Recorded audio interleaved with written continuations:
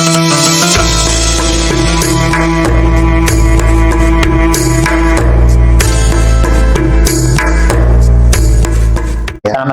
Ustaz. Waalaikumsalam Pak Ustaz. Ya. Masya Allah. Sehat Ustaz ya? Alhamdulillah. Nih Ustaz, kita lanjutkan diskusi kita ya, sharing ilmu Ustaz. Ilmu berkaitan dengan tafsir mimpi Ustaz ya. Jadi mimpi-mimpi yang sering terjadi ya, mungkin bergantian orang Ustaz ya. Nah kalau mimpinya itu berkaitan dengan mimpi ini Ustaz, mimpi menikah ya. Oh begitu. Dalam mimpinya itu dia menikah ya. Waduh. Mimpi menikah lah. Itu artinya apa Ustaz? Ini Ustaz, ini harus saya luruskan ya. Nah.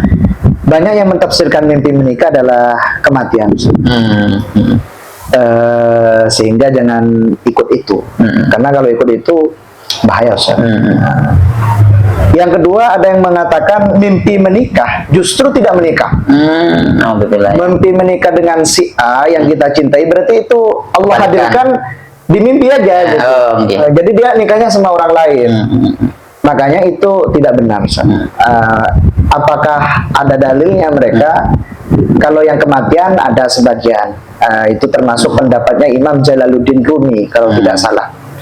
Nanti saya lihat lagi referensinya ya. Yang mengatakan tidak nikah di alam nyata itu saya belum nemu referensinya.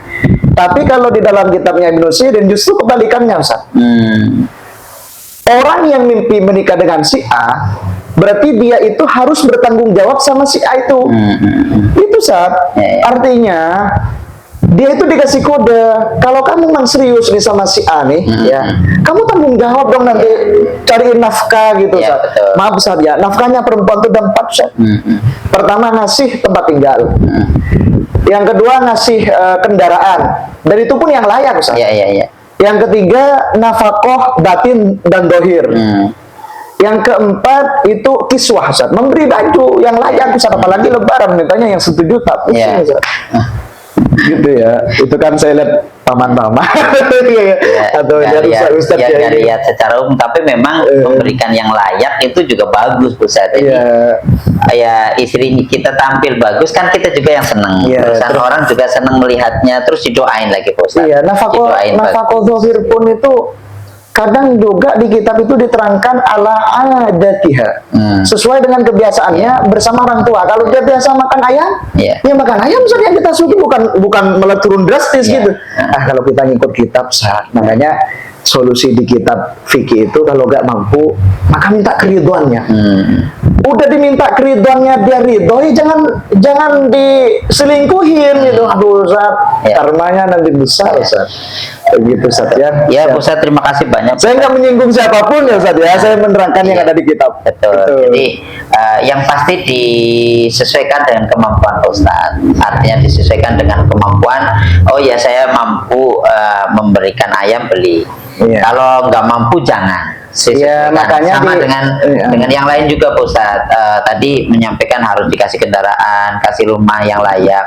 Kalau sudah mampu, kalau belum masih kontrak-kontrak gak apa-apa. Yang penting sih kan gitu ya. Artinya tadi keriduan itu sangat pas Ustadz. Kan tadi itu Ustadz ala qadri taqati zauj, sesuai kemampuan suami. Kalau suami itu ada 3 Ustadz. Ada muksir, suami yang belum mampu.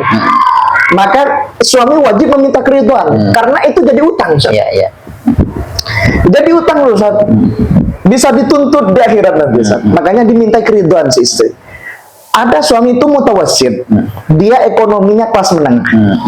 Maka ketika mutawassit, ya berarti bisa memberi, tapi ala adanya.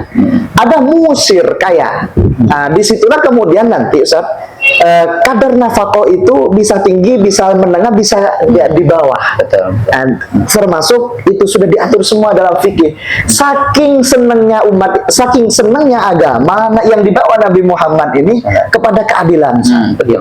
Jadi saking memuliakannya perempuan, saking memuliakannya wanita, sehingga turunlah ayat hijab, ayat nafkah, ayat suami itu wa ashiruhunna bil ma'ruf, wajib memberikan keteladanan, wajib memberikan keindahan itu, tapi sesuai dengan kemampuan suami dan wajib meminta keridhaan istri. Begitu Ustaz. Ya, Pak Ustadz, itu sangat menarik Pak Ustadz ya. Jadi sesuai kemampuan. Bahkan kalau toh seumpama mampu, itu pun juga nggak boleh berlebihan memberikannya. Gitu, ya. Kan itu termasuk pendidikan di mana di Ihya dijelaskan bahwa ala haddin yufsidu, kepada sesuatu keadaan yang membuat si istri menjadi esrof, menjadi boros.